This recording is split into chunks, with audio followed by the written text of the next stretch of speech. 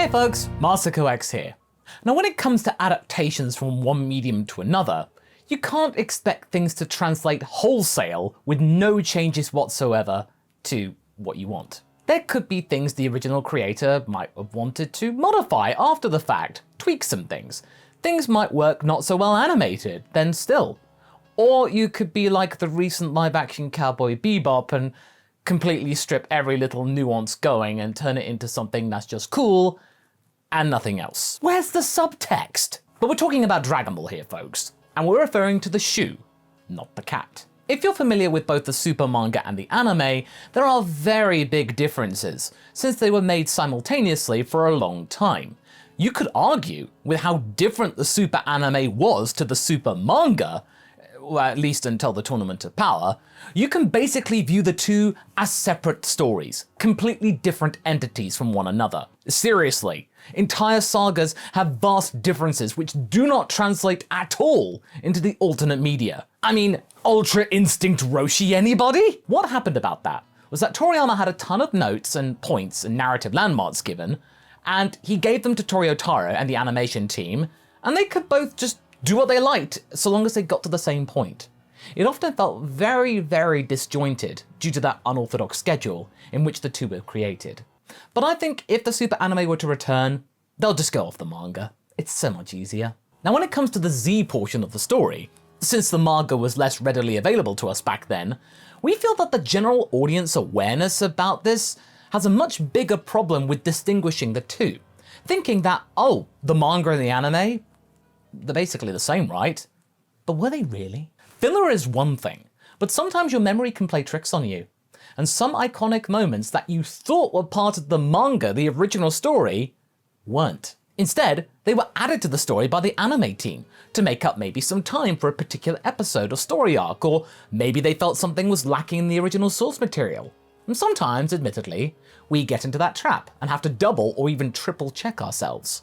We get it wrong sometimes and misremember. Hey, we're human. So today, we decided to go to Z, because the original is its own can of worms, and show you some of our favourite examples of things not being what they seem, that were not from the manga. Some far less obvious than others, so without further ado, let's go on with it. To start things off, remember the classic moment where we see Gohan getting lost in the woods when chasing after a butterfly? You know, when we have that warm father-son moment of bonding between himself and Goku when he rescues him? Right at the start of the Z portion of the entire story? Well, I'm sorry to say this, but nope, that was not in the manga. Gohan doesn't get lost in the woods in that story. Feels kind of weird, right? It is such an iconic scene from the very first episode of Z that you would think that was part of the original beginning from Toriyama's own pen and inks, but no. In the first chapter of the manga, Goku only appears in Raditz' speech bubble. The beginning is all, much to our own delight, about Raditz. But the farmer with shotgun still meets his grim end, sadly. Gohan is introduced at Kami House in the second chapter, completely not in the picture for the first chapter of a brand new story which will mostly focus around him, until Toriyama decides it's not. Again, it might seem to be obvious for some of you, but it just goes to show that this vital relationship building scene had been added by the anime exclusively, and not something that came from Toriyama's own vision. It was added in later. Hey, maybe the anime stuff is not always about fluff or filler, eh? They could maybe put in some rather touching moments themselves to enhance the characters. Is that the goal of this video, to cut the anime team some slack? Perhaps, but let's not dwell on that too much and move on. As for the Saiyan saga, that had a lot of filler. While you might recognize the likes of Pigero, Goz, Mares, and Princess Snake as anime-specific characters, some of the weirdest anime characters have to be Shorty and Scarface here. I must admit, when Haverock was pitching this idea to me, I had completely forgotten about these two. Then we looked back to the training session with the humans and the lookout, and it all flooded back. Now calm down. Those weren't their real Japanese names. Their original names were Boroko, or Brocco, a broccoli-themed Saiyan years before Broly, by the way, and Pumpkin. No, not Pumbukin, another pumpkin. This was a pretty big insight for the human characters into the nature of the Saiyans, and shows you that Kami and Mr. Popo knew about them. Another infamous, though pretty well-known example, is the existence of the Archosians. And I'm not talking about their Prosecco. Originally, it was them, though it is vital to remember that in the original Japanese version they were an unnamed species, they didn't even have a name, who appeared in an imaginary flashback scene, that supplied the Saiyans with their technology, battle armor and scouters, so they could conquer planets for them. This then resulted in much confusion amongst Western audiences, making people think that these Archosians were an established name of Frieza's species, which it isn't, obviously. It doesn't really have a defining name, at least not yet. We know that today it's not Archosian, and the whole story turned out pretty differently. But needless to say, the Archosian name lives on amongst the fandom as some kind of a guilty pleasure. And I must admit, if the cat or the shoe weren't watching, we'll claim Archosians if you want. Also, we got to mention the Tuffles here. They too were not there in the manga, though Toriyama has since embraced the idea of Tuffles, as we mentioned in our Tuffle guide video. Also, Gregory is not in the manga. It's just Bubbles. Feels a little weird, huh? Next, there is no fake Namek, obviously. Moving on. But one of the more interesting bits of this whole discussion that is absent from the manga is the fact that Frieza's temper might be less explosive than you think. You see, in the manga, he is much less vicious. We don't see him kill any of his minions or making an example of them. That was all added most likely to make the anime more shocking for its Wednesday evening slot. It's so funny, because you would think that this is such a key trait of Frieza's early portrayal, to make him completely callous and cold, that we all considered this a massive personality shift when it came to the Broly movie, but no!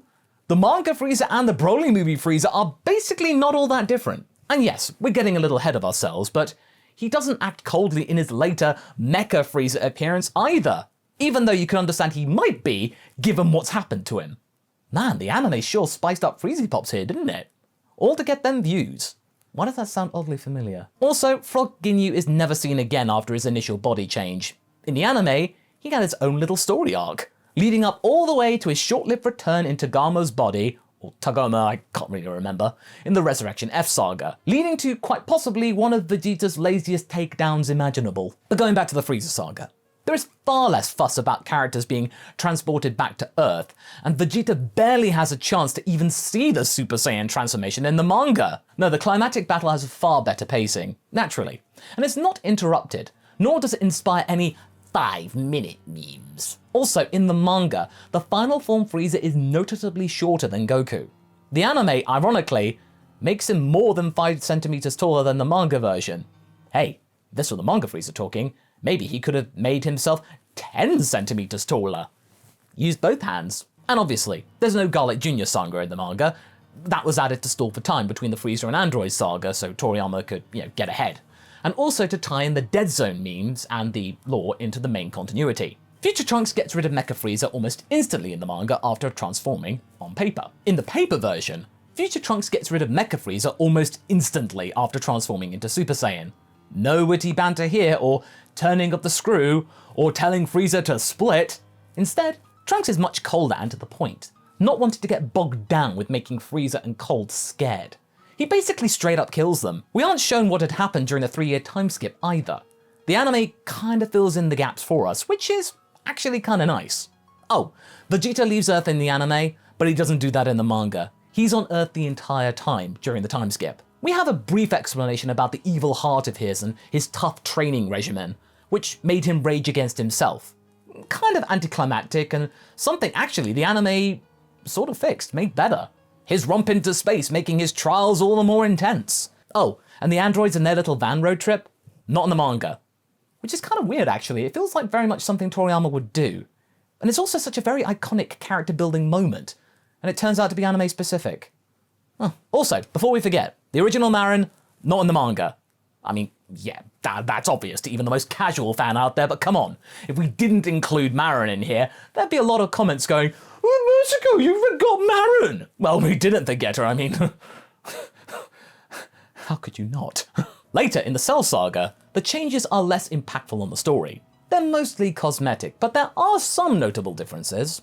Most notably, this infamous scene, when Gohan is upset about Piccolo's apparent death, and Goku has to knock him out to prevent him from escaping the lookout before their time in the Room of Spirit and Time. That never occurs in the manga. That's anime specific also, and yikes! This screen cap is problematic on so many levels. Maybe Jimmy Firecracker was right. Hey, on a lighter note, Cell doesn't consume the East City Westman in the manga. Hoo-ha! We then never see what exactly pushed Gohan to become a Super Saiyan in the manga during his training with Goku. It's an anime-specific moment as well. The manga basically skips all of that training and essentially tells the audience, come on, you know Gohan's going to become a Super Saiyan, so let's just get on with it. I mean, fair enough, but that scene in the anime is really cool. In fact, now that you mention it about that training, we actually don't see that much of it, Goku and Gohan's training in the manga, to begin with. More changes come about around Trunks, him never managing to fight semi-perfect Cell, although he does try to do so, but he keeps failing. And Krillin doesn't use the Destructo Disc on Cell at all. I mean, not that it made a difference, but it still looked kind of awesome here in the anime to see the disc falling to pieces on Cell's rather chiseled back. Also, in the manga, Trunks doesn't hit Cell once. Cell doesn't pander to Trunks in the manga. He's just unmoved. In the anime, he at least gives Trunks some sense of false hope or an initial surprise push. Manga version of Cell? No, he's not giving the future boy any falsehoods. Also, during his fight with Gohan, Cell takes it much more seriously, much less deriding as well, powering up immediately after the boy becomes Super Saiyan 2. He also tries to go nuclear right away after reverting back to his semi-perfect form. There are no beatdowns with Gohan or making Gohan go, I'm gonna let him suffer. No, once he goes back to the fish lips, he goes big. Literally. Also, Vegeta is the only one to help Gohan during his fight against Cell. Then there is obviously no other world saga in the manga, since that's filler, obviously, again to give the manga and anime some breathing space between arc changes. But when we do get back to the same thing, getting to the Great Saiyaman saga, the Dell identifies Gohan as the Great Saiyaman much faster in the novelized version, and their first team-up is against a duo of robbers instead of a band of busjackers. Hey, do you want to know how she actually figures out his identity, by the way? She asks Gohan a question using his name and the boy just responds blindly. Also, we only hear and not see that Goten had become a Super Saiyan whilst training with Chi-Chi. Here we go again with the delinquent chat. Because remember, in Japanese culture, blonde hair is seen to be very uncouth. Now this, as you might be aware with me, is the lowest low in the manga. The Videl Spopovich encounter. It's even more brutal on paper. Poor girl loses her teeth. I wouldn't show you anyway, go look it up yourself. Moving swiftly along though, Gohan's fight with Dabura is much briefer. We also get to Majin Vegeta much quicker, him not having any angry outbursts towards Gohan, and then famously, when Goten and Trunks attempt to fuse for a third time, Krillin actually has a short conversation with Toriyama. Now this isn't us making this up, this is actually in the manga, some fourth wall breaking. And here, Buutenks is stronger than Gohan, and the fight is not nearly as even as it was in the anime. We'll have a discussion about Super Buu next week for you, rest assured. The whole action inside of Super Buu then is also much quicker. Goku and Vegeta not fighting any apparitions of the monster. And Vegeta is actually a lot more eager to use the Potara in the manga than he is in the anime. He is far less bolshy about it, that whole affair, going along with it more reasonably. Again, this most likely was to drag out the suspense and episode running time. You know, Kakarot, I'm not going to fuse with you. Oh, come on, Vegeta, you got no.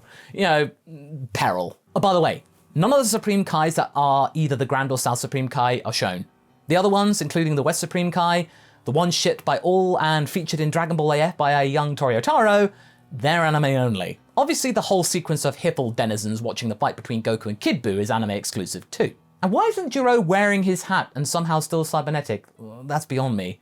Surely robotic tech doesn't carry over to the afterlife, right? I mean, also, guess that King Cold forgot his lipstick too. Also, the anime shows more characters giving Goku energy to use the Spirit Bomb against Buu. Then, interestingly enough, Good Buu isn't the one to save Vegeta in the manga. He instead is carried away Vegeta by Hercule instead. Finally, during the Peaceful World saga, Goku's farewell to his family and everyone else is even more brief. I don't even know how you do that. He isn't shown to have fun with Pan beforehand, nor does he hug her goodbye.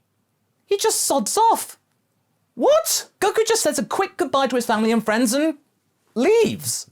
Way more sudden than in the anime.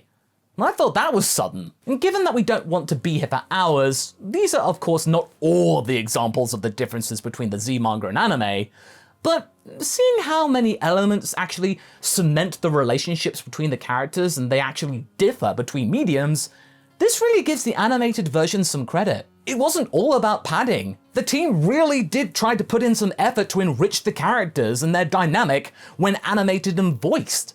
Sure, the anime was overbloated in parts, due to having to wait for future chapters or give Toriyama some wiggle room, but all in all, some of the very key moments in the show, defining the characters, are exclusive to the anime. The manga is of course a clear and classic way of experiencing DBZ, and we hold it in a very high regard, but we hope that after you watch this video, you will also remember that the stuff that the anime added wasn't only needless filler and fake nemic. Oh, sorry, did I say something?